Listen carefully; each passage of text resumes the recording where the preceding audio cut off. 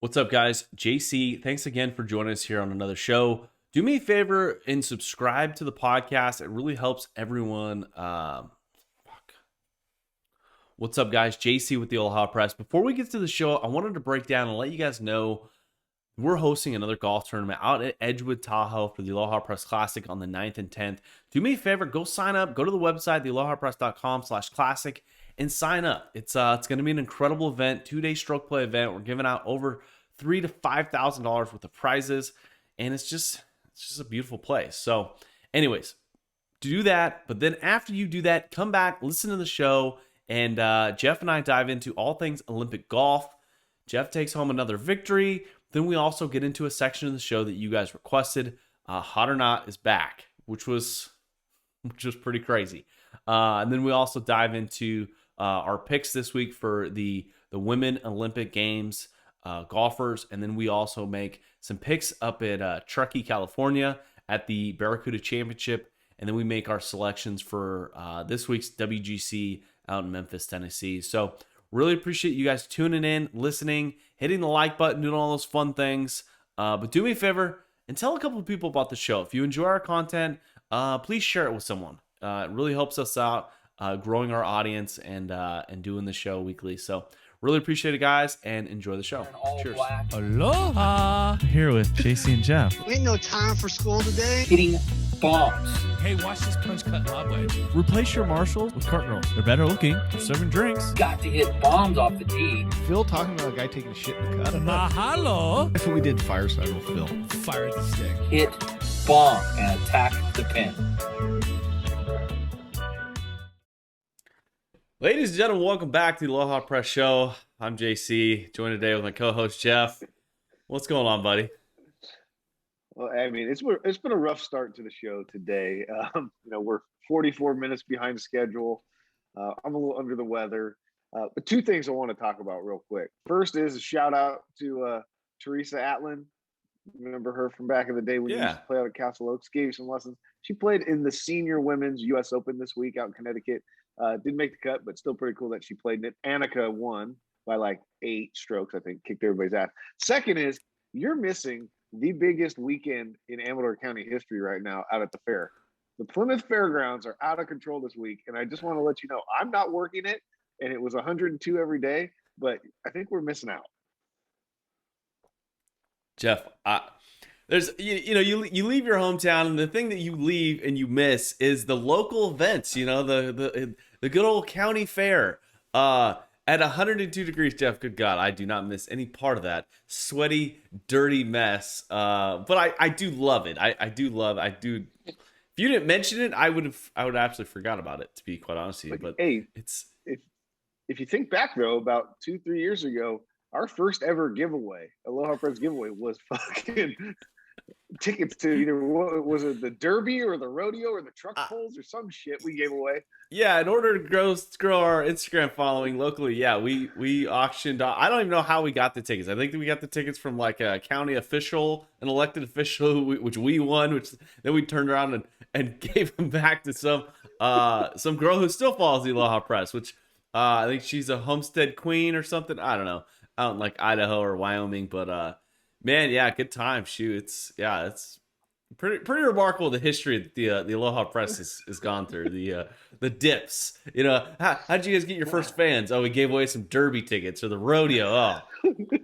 watch the 8 bull riders fall off bulls. It's pretty remarkable. But shit, this week, Jeff, I mean, Olympic golf, this was the hot topic of the week, the year, I guess. The best players in the world competing for the Olympics. It's first and foremost, like, we kind of made fun of the Olympics. I joked around last show, like, which sport I'm gonna pick to take home a gold in 4 years.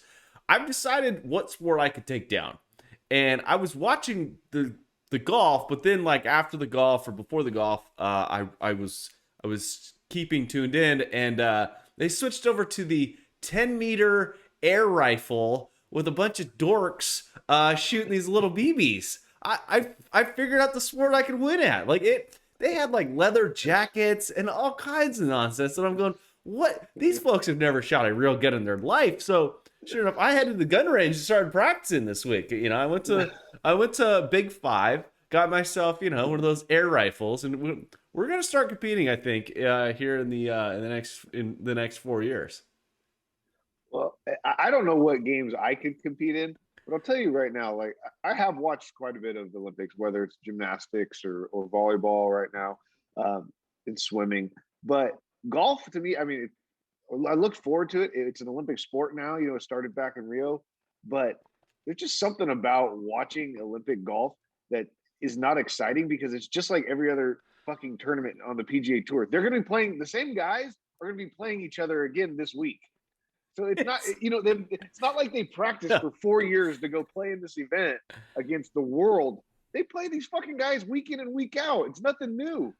No, and when I'm looking at this thing, and I'm like, first of all, they're not even playing the best guys in the world because most of the major big dogs in the sport, one just chose not to be there, two just simply did not make the cut for the actual team, and you realize we got to see some secondhand players from the United States. I mean, Patrick Reed, I don't know what he came in at, but he should not have been on the American team. He easily could have been replaced by maybe some of the NBA stars that were playing over in Tokyo this week. It's just, I don't know. It was kind of a crack up, and I wanted your take though. Japan knew they had all these regulations to fans and no, but why were there grandstands everywhere out of the golf course? I was confused. I don't know how long ago it was when they decided no fans, but the thing that kind of shocked me is how long have they been up? Did they put them up back when they thought they were going to host it in 2020? Because they still got the 2020 logo on it. Have those things been up for a year? Did they shut this golf course down for a year and wait for the Olympics, or did people just play normal play with fucking grandstands? I don't know. It was rather confusing. And then I'm watching these players being introduced, and just the whole atmosphere. It looked like they were playing just another TPC Louisiana this week. The golf course didn't have a lot of fire. To be honest, it looked like they were in Sacramento, California, which is kind of weird. But what was your thought process on? I guess before we get into the winners and stuff, you brought up a topic that I thought was interesting: the uniforms. I mean, Olympic athletes, you unfortunately don't get to pick your country's colors. You would think you might have the ability to influence, the designs, I would assume. I mean, these are probably the highest paid athletes at the Olympic Games besides a few NBA players. The uniforms, Jeff. I mean, you brought this up in one of our group chats that you're like, good God, this is the thing we got to talk about. Well, I didn't get to watch much of the golf because it'd come on in the Golf Channel at night live, and then they'd replay it on NBC sometimes. So I didn't get to watch much. But when I caught some of the action on Saturday, yeah, I looked at these uniforms, and I get that each team's home country has a title sponsor. USA's got Nike, somebody's got Asics, somebody else has got this other brand. So they don't have the same brands, but you would think that you've got 4 years. They had 5 years to come up with a fucking design for each country's logo. And man, it was terrible. I wrote some notes because I was like, I have to remember this. India, all right? And I'm just talking golf. I'm not even talking volleyball, swimming, gymnastics. I'm not talking golf. Yeah. India, guy looks like he's driving the taxi at the fucking resort in Mexico for us. Right? What is that? Then I see Germany and South Africa. Theirs are identical. They look like they're fucking security guards. Poland looks like they got their clothes right off the rack at Kirkland Signature in Costco. Norway, Victor Hovland's got a shirt on. He looks like he drives for American Legion Ambulance Services. And then the last and the worst fucking one of all, Mark Leishman and Cam Smith, Australia. They look like they're playing for the fucking Argonaut Mustangs all green football team on Friday nights out here in fucking Jackson, California. That was the worst by far. When you brought this topic up, and I'm just looking at these outfits, and you're right, Jeff. They could use some culture, that's for sure. And another one, okay, the one that I did not understand, and you didn't bring it up, Hideki Matsuyama, the first male major champion winner, is hosting the Olympics in his fucking country and he's wearing white and pink. It looked like he's wearing what he wore last week. It's horrible. What Japan's colors are not white and pink. I know that. Like, at least stick to your own colors. The white, red, and I don't go down like a scary history lesson, but it just fuck, dude. Like, you dress this guy in something better. It was kind of awkward. And then another thing, like Rory McIlroy, no hat. You got no hat. But then I will say about the Aussies, Cameron Smith, the ability to carve in the initials of your country just really brings out your real like look of like you look like you're from America. You deserve to be on like a football team somewhere in the United States, somewhere in like Alabama, because that's the only redneck kids that I've ever seen do that. It kind of cracked me up. Well, he does that. He puts the mullet in the ponytail. He was ready. He was on the world stage out there. But I just find it highly disappointing that they can't come up with some better outfits for these guys for golf. I mean, the sky is the limit. Do whatever you want. You just get your colors and you say fucking do it. And to do some of the outfits that we saw was just bad. It was just God. Like you would think someone would pull up Nike.com and go, maybe we should design something like that. Like, this is in right now. I will say the United States, I'm not a huge fan of the red. I think the United States should adopt the blood red that Tiger Woods wears. Just my opinion. The red's a little soft. The outfits the United States have are legit. I will say, like, I think that they were Ralph Lauren, which is kind of awkward because it's Nike. That's right. It's Nike. Yeah. Okay. Because I thought it would have been funny if Justin Thomas was wearing Ralph Lauren. I thought the United States, they put on a good show with the outfits. I thought the shirts were legit, like that subtle, American flag on it. I thought it was pretty cool. No, they did. The Americans' uniforms were really good, and they kind of mimicked the rest of the team sports. I mean, when you looked at the gymnastic girls and stuff, the same concepts, the same stripe design, same colors. It was actually really, really good. I like Nike, so I'm biased anyway. But yeah, the rest of the countries, I mean, when you said, they need to get some culture, they need to step into the modern day era of clothing, it reminds me back when we were kids in high school, and you'd go play in this town called Somerville, and the kids were always like 10 years behind on the clothing styles and in the clothing brands. That's what you saw in the Olympics, like how far behind some of these other countries are. It just, and it's kind of like, and what's it with like the countries putting the giant banner on the back of it? Like, you have to spell out what country they're from. Like, India was like these giant red letters on the back. I was like, good God, like, this is just not very good. But the one article I came across, because it's always something that I've kind of been like questioning, and I guess I'm not the only one, but Rory McIlroy, no hat, right? And you wonder, so I Google, why is Rory McIlroy not wearing a hat? And come to find out, his head's too small and has to have Nike make him custom hats because his tiny head it doesn't fit the generic hats that he has to wear either on the Ryder Cup or apparently now the Olympics. It just, I never thought you would admit to the world that your head is too small for hats. It just.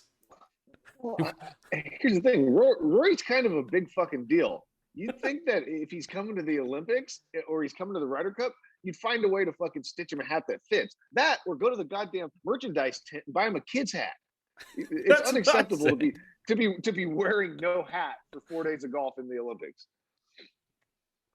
It just, I saw it, I thought about it, and like, first of all, I'm like, dude, yeah, you kind of do have like a little pinhead. I mean, maybe you and my son could get matching hats. It just cracked me up, and it reminded me of a story of Phil Mickelson. Seemed like he always had the better gear when it came to like the Ryder Cup and stuff, and it was always because he went to the fan shop and got the better equipment that was being sold by like Nike or Adidas or somewhere. He didn't get stuck with the the normal shitty stuff. It just kind of cracked me up. So there you guys go. The Olympic attire, not very good this year. Not very good presentation. It wasn't. But you know what was exciting? Sunday. I didn't even get to watch one swing. I messed around and had a little bit too much Holgate Hill red wine here at Amador City, and missed golf. Actually, I missed all of it. But my boys didn't let me down. They showed up on a Sunday and they took back the title, and that's 3 weeks in a row I got the W. Jeff, I'm one of those guys who just absolutely was leading the damn thing for 3 days. I was staying up late and watching it every night except Saturday night.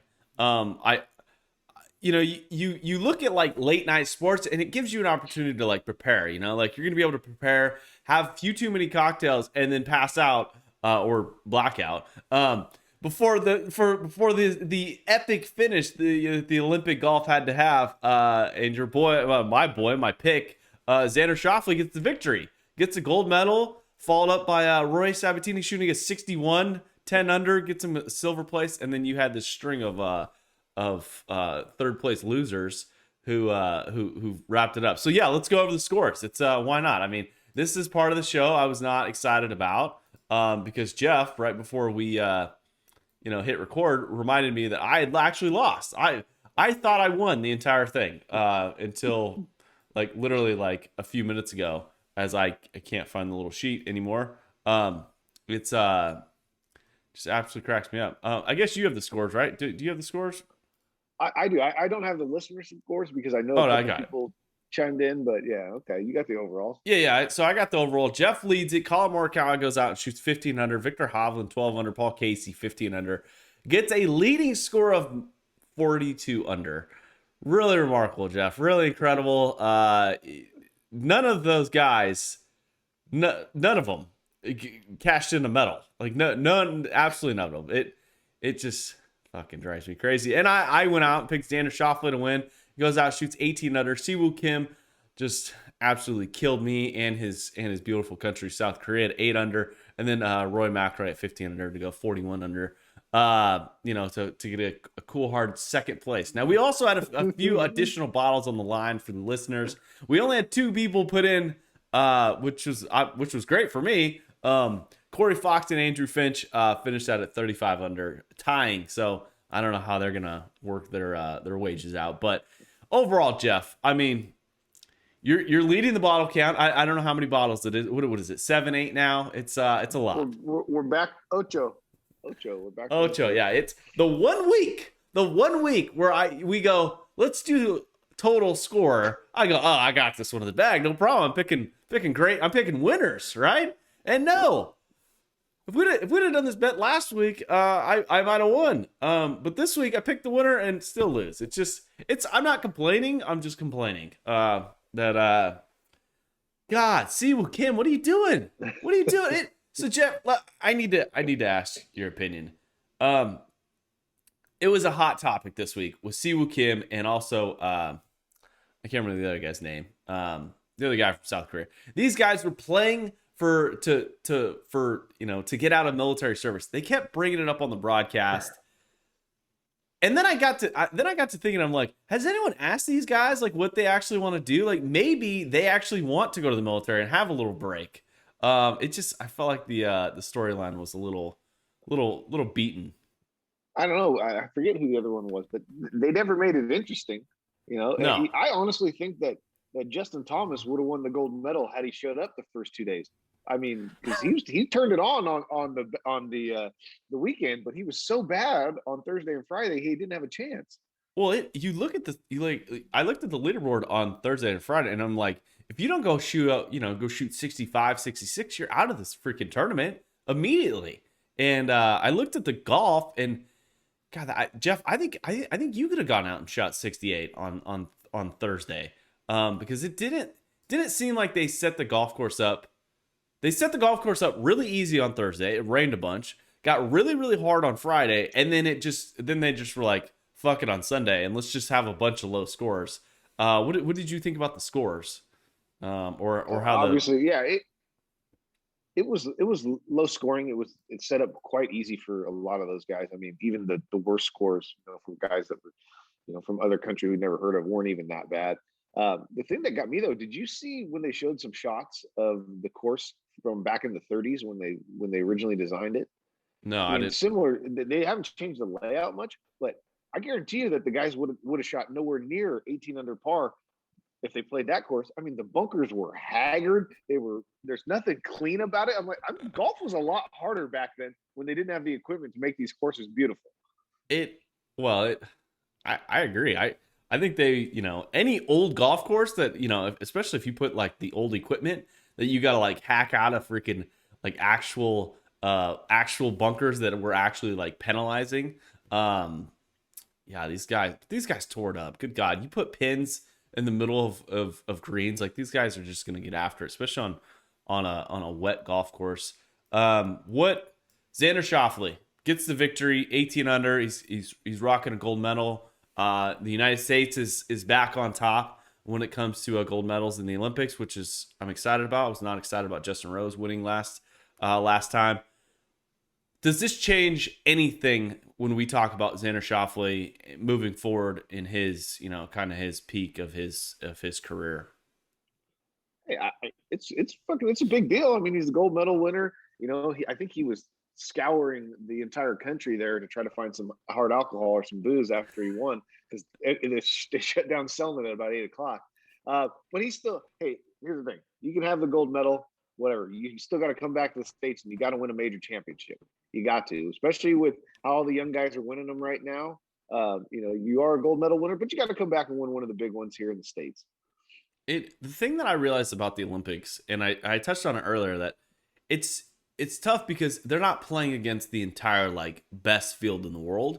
So I think that kind of takes out some of the excitement. I mean, I think this is a big deal for Xander. I think it's a bigger deal for his pocketbook because as a sponsor, good God, you gotta love an Olympic gold medalist. So I think it's gonna. I don't think it's gonna help. Like looking back at Xander Schauffele's career, I'm not gonna be like, oh wow, that Olympic victory was just really compelling, especially his back nine. His back nine looked like he was gonna just absolutely like shit down his leg and get himself into a playoff. And if we had to have a gold medal Rory Sabatini winner, I would have.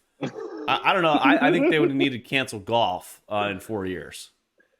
How funny is though? You talked about Rory fucking Sabatini, changing fucking countries so he could play in the goddamn Olympics, and he goes out and almost wins the damn thing. I mean, because shoots 10 under on Sunday. It's absolutely crazy. And he makes the putt on 18, and I think his caddy, girlfriend, wife, whoever, is just losing her mind. Like I've never heard or seen a caddy like so excited in my life. It was pretty impressive. Hey, that's kind of the new trend. Have you noticed that? Like guys especially the older guys, having their wives or their girlfriends on the bag. I mean, Bryson can't find a caddy to save his life. He might need to go fucking look down that avenue. Do you think Bryson has a girlfriend? I don't think so. Maybe he has to go find like an OnlyFans girl or something that he can pay to come. Yeah, carry his bag. But I think it's a good, like, to be honest with you, I mean, sure. I mean, whatever works. You actually started this trend back in like, I don't know, 2017 maybe. I did. It's when you have your spouse on the bag, it's pretty remarkable. I didn't play particularly well. We in that particular golf tournament, we tried to drink as much as we could the night before, but you start the trend every once in a while. But you look at Rory Sabatini winning a silver medal for a new country. I don't want to say it makes the Olympics look bad, but I didn't think you could do that. Like, I don't know. He played good golf, I guess. To go out and shoot 61 on Sunday to put himself in contention. What did you think about the 7-guy playoff for third place? I'm glad I wasn't watching it. I heard it took 4 or 5 holes to get it done. So not as long as it could have taken, but hey, they have. It's weird though having a playoff for third place. And Rory made a comment about, he's never tried so hard to get third, which that's cool. Cause I mean, that means they all still wanted it, but usually playoffs are saved for winning the golf tournament, not third place.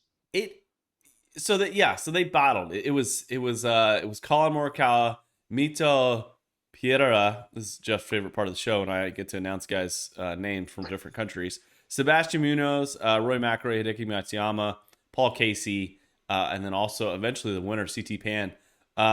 Another guy with his girlfriend on the bag. How much is bronze worth? Like, could we have just given all fucking a medal? Like, who cares? Like, ain't nobody gonna remember third place.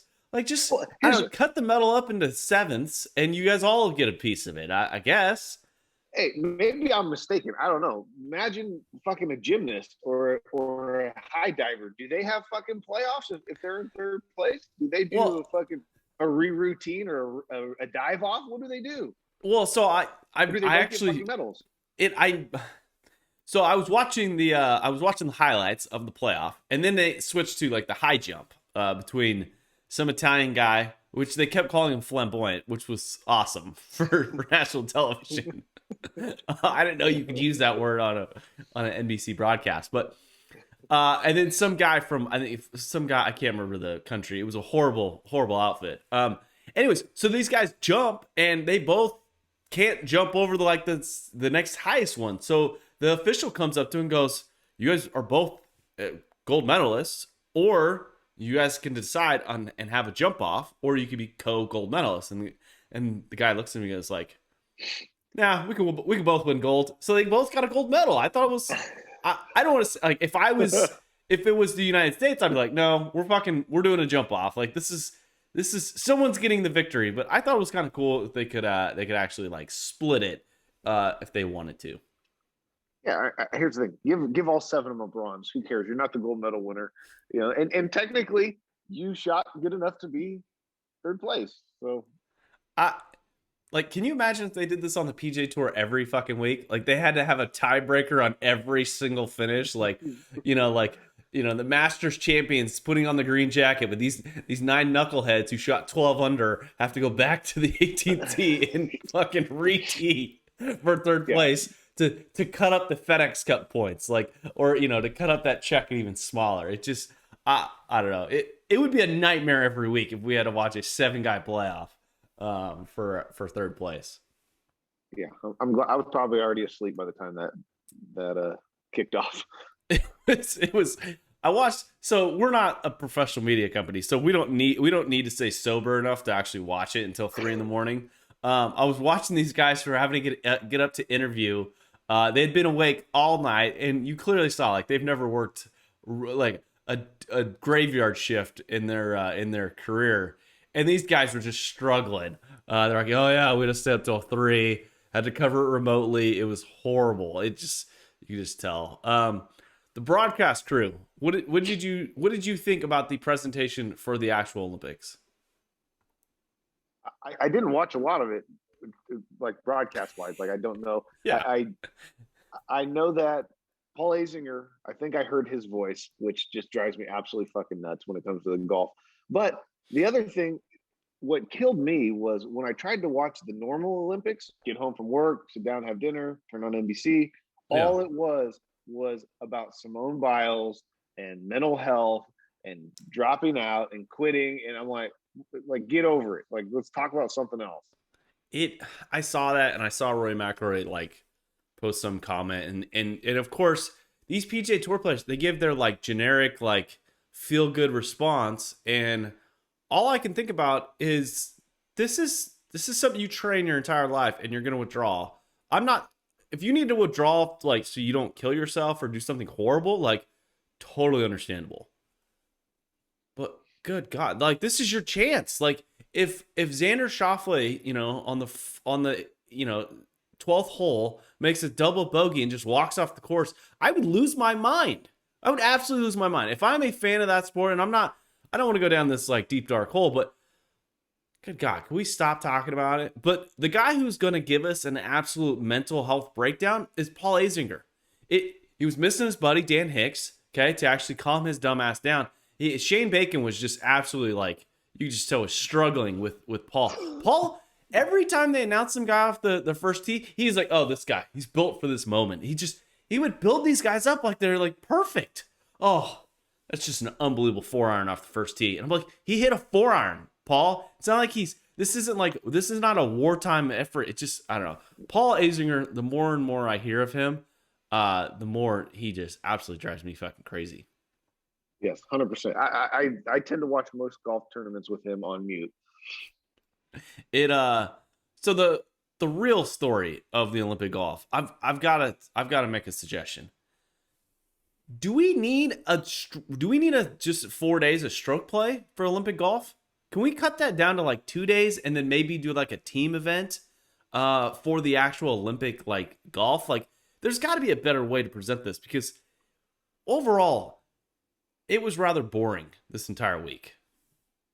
Well, yeah, I think they got to adjust the format and move towards a team event.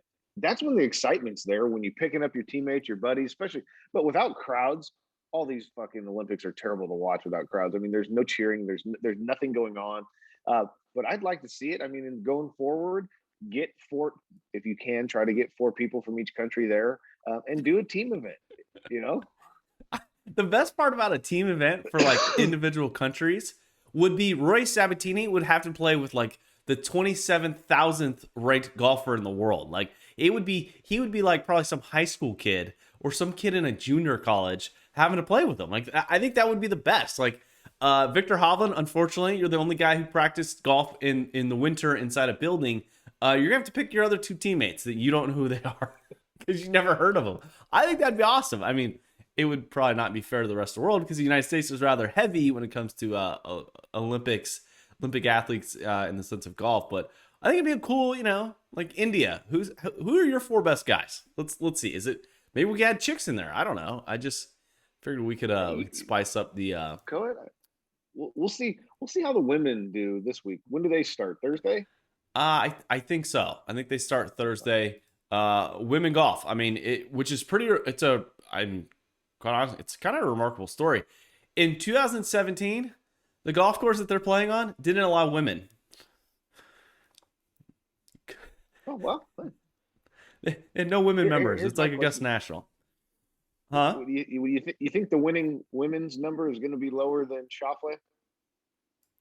Uh I think so. I mean, I think it's going to be in the 20s. Just because I don't think they're going to play that golf course at 7,900 yards or wherever it's supposed to be at. Yeah, I think it's going to be in the 20 under somewhere. Do you want to make a couple picks or what? You want to throw a couple more bottles on the line? Let's see if JC can. He's gonna instead of bottles, I'm gonna have to buy you a barrel of Jack Daniels. I think this is it's getting overwhelmed. Here's the thing: there's three picks that we're going to be able to make this week. Three different tournaments. You've got an opportunity. Last time you were in this position, you won all three bets. You got back to 5 bottles. You were trending up.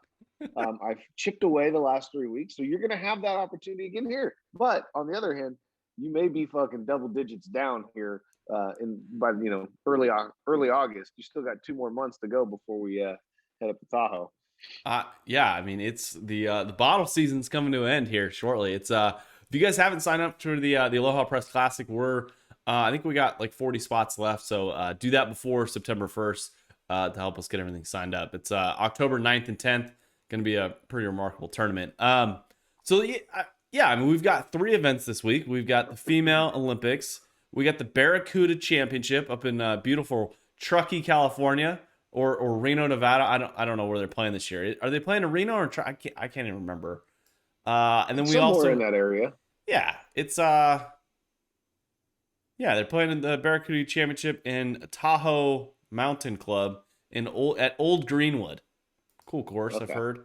And then we've got the WGC over in Memphis, Tennessee, which is should be fun to watch. Jeff, you want to start us off with who you got this week for the female Olympic golfer? Well, yeah, I mean, I've been on the Nelly Korda bandwagon for quite a while here. I'm not going to hop on that this week. I'm going to pick a girl who I just saw on Instagram, saw at the Olympic ceremonies. She's been there for at least a week in advance, probably practicing quite a bit, putting in some work. I brought her name up to you earlier. You made some really good comments that I wish we would have got on recording, but I'm going to go with Mexico, Gabby Lopez. Wow. She could win the gold medal in like hotness. I can promise you that. I would definitely suggest a follow over on Instagram.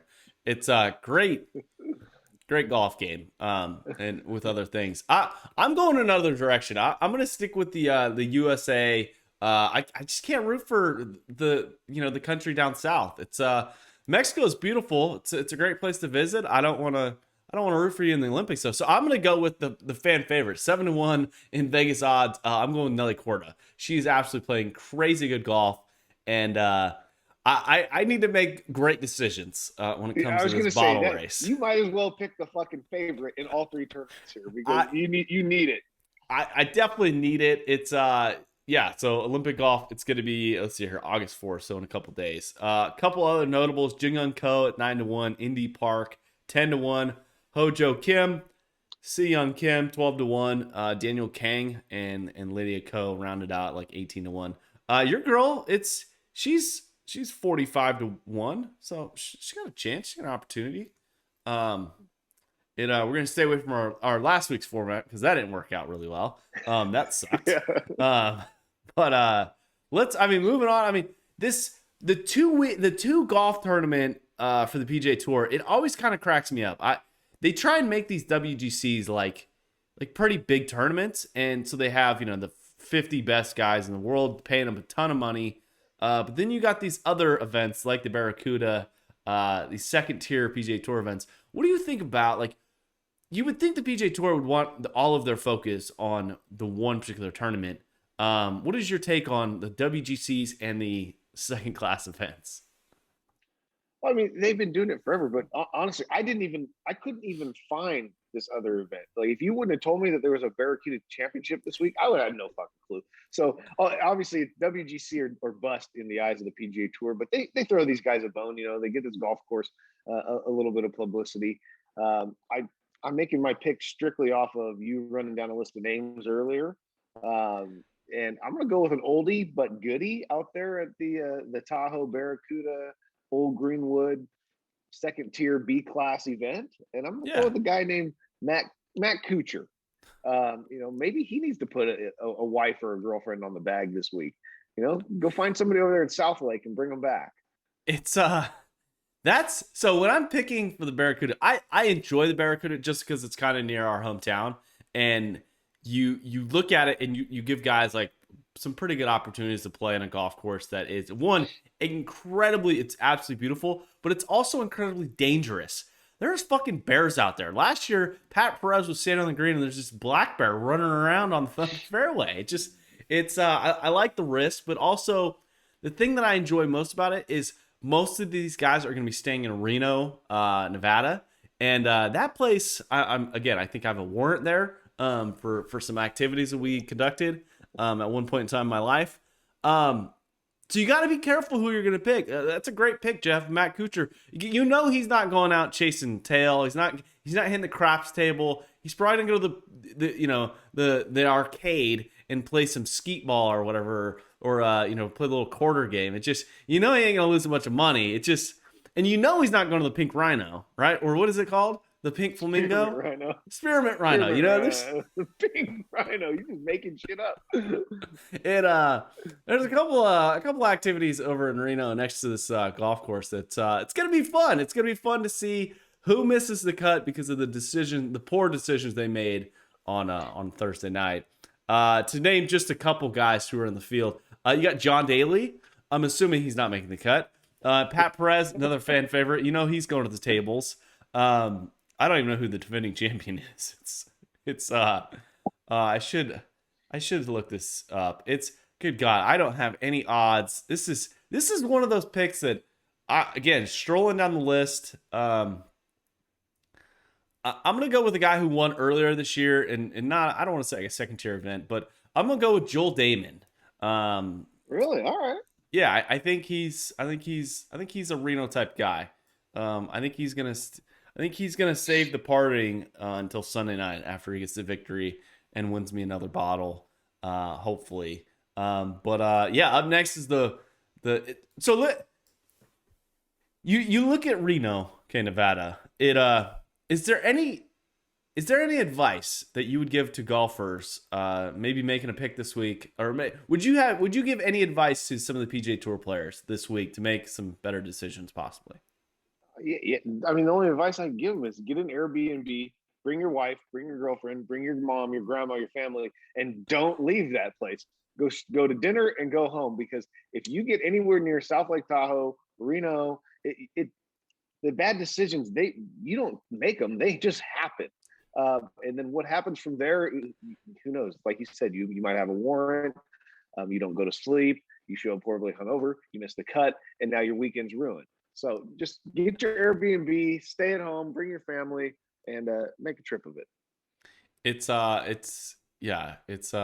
one of those things. So the guys who I know are going to be, minding their P's and Q's at the WGC. It's let's see here. It's where the hell are they playing? They're playing in Memphis, I think. It's the St. Jude Invitational.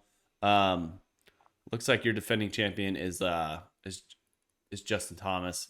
The 48 of the top 50 guys in the world is going to be at TP Southwind for the Swamp Ass Classic. It's Memphis, Tennessee at this point in time. Like earlier this week, it was 97 degrees and like 105% humidity. I cannot imagine playing golf right now in the middle of the day in Memphis, Tennessee. Jeff, WGCs, I think they're cool. I think they're great. They're always disappointing because you get a guy on Thursday, Friday who don't play well, and then all of a sudden they play well Saturday, Sunday, and they can kind of get you in the mix. There's no cut at this event. So who do you got this week? Well, I shouldn't say I'm rolling the dice. I'm gonna go with a guy who plays big in big tournaments. I'd like to think that, after coming off of a week at home watching the Olympics, he's gonna step up this week in no cut event. And that's Brookies. I'm going to go with fucking Brooks. I think he's got a good shot out there. I think he's going to turn it on. He's one of those guys that can do something like that, hang around the first couple of days and then just go off on the weekend. So, are you going with the defending champ? Is he like 10-1? What do you got? It's I don't have the Vegas odds are not out yet for the WGC, but you got to look at it and you realize like I'm not picking a guy who had to travel from Tokyo this week. Okay, Xander Schauffele. I don't care how many gold medals he cashes in. Not picking him. I think Brooks Koepka's a great pick. I'm gonna go with let's see here. I don't know. I gotta make a good decision here. This is very nerve wracking for me. Like a guy like Kevin Na, I feel like could make a real run at this thing, but there's no way. I'm going to pick a guy who tends to not play great on Sunday. I don't think he's going to win, but I think he's going to play better than your guy. I'm going to go with, God, it's like, this is so difficult. There's so many good names. I'm going to go with Louis Oosthuizen. The guy's rested. He's a great second place finisher. I know he's going to be there on the weekend because he's not going to miss a cut because he can't. Plus, he's the best putter on tour right now. So I'm going with Louis Oosthuizen. I have a weird feeling that he's, I'm not gonna pick the Dustin Johnson route because I don't know what the hell happened to Dustin Johnson, but it's he kind of fell off the map. Hey, well, that's 3 good bottles right there. There's a lot of golf to watch this week. So good luck to you. We'll see what happens. When you make these, there's a lot of golf to watch. We'll see. It's gonna be fun. You could literally watch golf for 24 hours, which is gonna be good. What else? Any other news? Any other news for the podcast show? Anything you've heard? News wise, it was kind of slow. Hey, no news, but the only thing, like I told you earlier, I go to our local course today. We're playing the $100 game. I'm hungover as shit, and I get off the first tee or off the first green, and I get questioned. I get asked, "Hey, whatever the fuck, what happened to Hot or Not?" That was one of our favorite segments. We like to listen to the podcast, listen to that. They particularly like the one where we went after Billy Horschel's woman. And so I brought it up, and I think we're gonna try to do one today. Yeah, let's do one. We're let's roll the sound, and let's see if I can find the sound. Let's see if we can kick this thing off. So sit back and enjoy. This is gonna be the Hot or Not section. Hot or not? Nah, bro. Ah, I love that music. Good God, this is one of our favorite segments of the show. We got to bring it back. It's always spicy, Jeff. Most of the time we bring these things up, and most of the time I feel like YouTube and Instagram, like we went through a stretch where like people just weren't seeing our shit. It's because we were being very offensive. So it kind of got put on the back burner. But when listeners are saying we miss it, it's got to be presented. we will do a better job of presenting it. This week, we decided to absolutely go after one of what country is he from? Slovakia. One of Slovakia's most, they're probably gonna throw him a fucking parade, I'm assuming, for him and his wife. Roy Sabatini's wife, Martina Stefan. God, what can we like? It's horrible. Martina Strafanikova. Strafanikova. It definitely go give her an Instagram follow because she's got about 6 followers on there, which is gonna be funny. So Jeff, the real question everyone wants to know: Martina Strafanikova, is she hot or not? Well, I very much dislike Rory Sabatini, and I'm handicapped here a little bit because I didn't get to see her on the coverage. I'm looking at pictures on my watch that you sent me from her Instagram, and yeah, I see she gets like 165 likes of her kissing the silver medal. You think that's like Aloha Press numbers right there? You think she'd step the game up a little bit? But she looks like an older woman. She dresses very provocatively, which I approve. Yeah, I think she's smoking hot. I really do. How she's with Rory, I have no idea. Rory Sabatini, you're winning right now. Keep her, find a way. We need to blow her Instagram up. We might need to send her a DM. You can slide into those if you'd like, JC. See if you can get her on the show. But I think she's smoking hot. She's a smoking hot older woman. She shows it off. I'm all about it. It's good for you, Jeff. That's remarkable. I'm looking at her Instagram and you scroll down and you realize, one, she does not know how to operate Instagram, which is understandable. But Martina, I'm gonna go with not. Good God, like she's older. She's got this neck thing. Like it's good for you, Rory. But you had to move to a different country because of this broad. Like I don't want anything to do with her.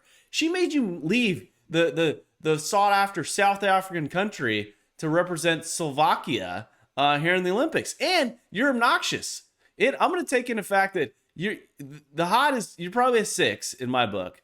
But the thing about it is, God, if you're going to be losing your mind, freaking out after I shoot 61, you're not hot in my book. I'm sorry. It's just the way it goes. What can you elaborate a little bit on the neck thing? I can't see these pictures. I don't know. He's going in for a kiss. He's going in for a kiss for his caddy after he wins the silver medal, and it's just some like stuff. It just. I don't know. Golf Channel didn't do a good job with the focus. I don't know where I'm reading this article from. It just isn't good. It just isn't. I don't know.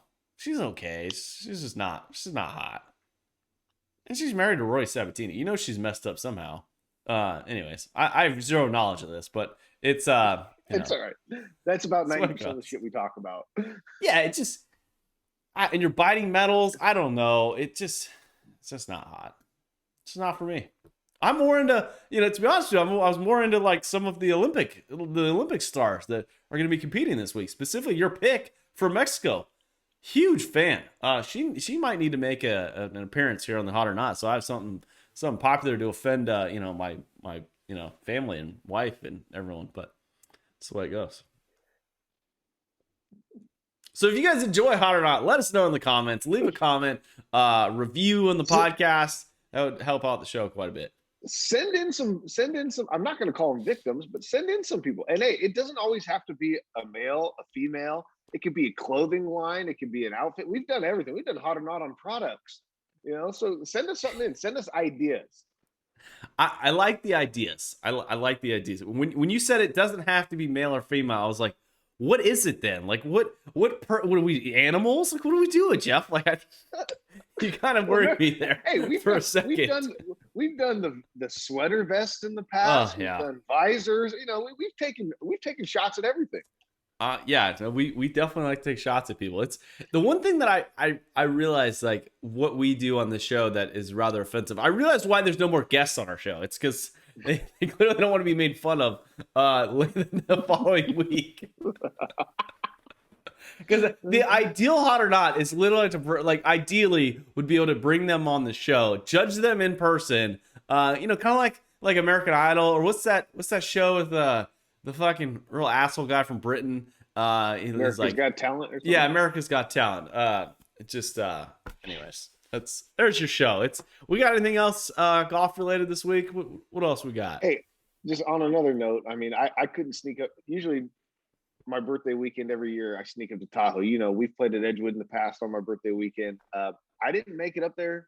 I'm not going to make it up there this week. The weather is absolutely beautiful up there. The prices are outrageous. They will drop come October, but I would highly recommend booking your hotel rooms, your Airbnb, whatever it's going to be now while the prices in October are down.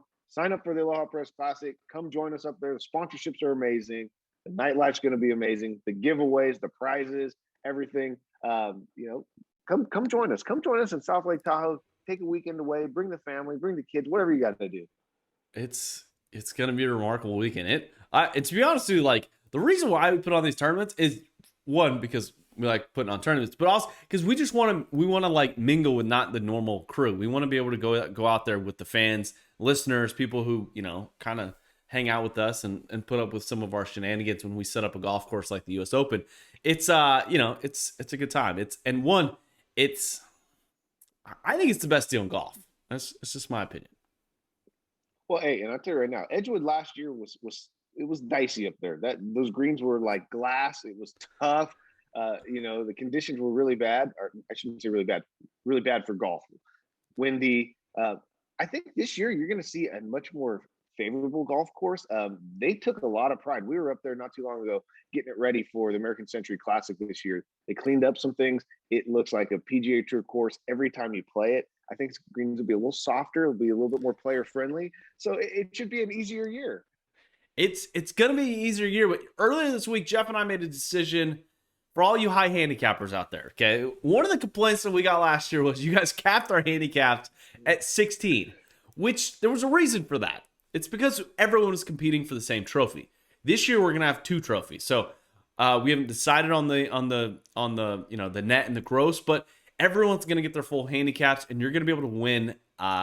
6 people are gonna win, and they're gonna win cash, which is gonna be pretty remarkable. So if you're a 47 handicap, you're gonna get your 47 handicap, except on the par 3s. You only get 1 stroke on those. But you're gonna get your full handicap. So it was a question. Apparently, a few people were a little nervous because it played like the U.S. Open last year. But you're gonna be able to go out there and shoot 105 and maybe have a chance to get in on one of those prize packs. So, but at the same time, Jeff, the rest of the low handicappers, okay, are actually going to be are going to be playing for the real trophy, which is the Aloha Press rope chain with 0 handicap. So everyone's going to be playing at a 0, which is cool. I think it's a good addition this year for the tournament.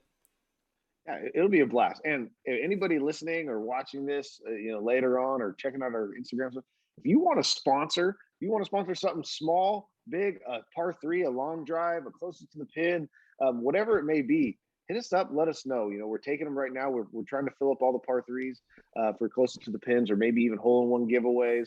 We got contests we're going to run out on the range. We got gear.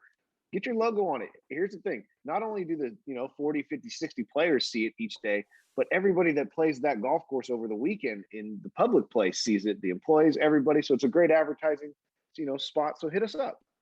Yeah, it's one of those, everyone hates to sponsor golf tournaments because one, you get no value. So when you sponsor with us, it like Jeff said, it absolutely lasts forever. Like I'm still wearing my Aloha Press Classic sweatshirt that has a company's name on it that looks good. I mean, we're not gonna. I mean, we won't take all. Sponsors. Some of them we will, but it's if the Spearmint Rhino wants to sponsor a player gift, a long drive contest, that'd be awesome. I think it'd be a great addition. So you definitely get a lot of value when you advertise with us. So it's something you're gonna be in the newsletter, on the podcast, and also on most of our gear. So which is pretty cool. So Jeff, with that being said, man, I'm excited about this week. I'm excited about the golf. I'm excited about the Aloha Press Classics coming up. Getting my game right. It's but at the same time, I gotta win some bottles back, man. I'm kind of I'm hurting on the booze cabinet bet. So hey, make it happen, because here's the thing: you're gonna have to buy those things out in California. The inflation shit costs a lot more out here than it does back home. So start chipping away. Gotta start chipping away. So really appreciate it, guys. You want to wrap it at that, and we'll talk to you next week. Cheers, brother. All right, man. Wearing all black. Aloha. Here with JC and Jeff. Ain't no time for school today. Hitting bombs. Hey, watch this punch cut lob wedge. Replace your marshals with cart girls. They're better looking. They're serving drinks. Got to hit bombs off the tee. Phil talking about a guy taking a shit in the cut. Mahalo. That's what we did fireside with Phil. Fire the stick. Hit bomb and attack the pin.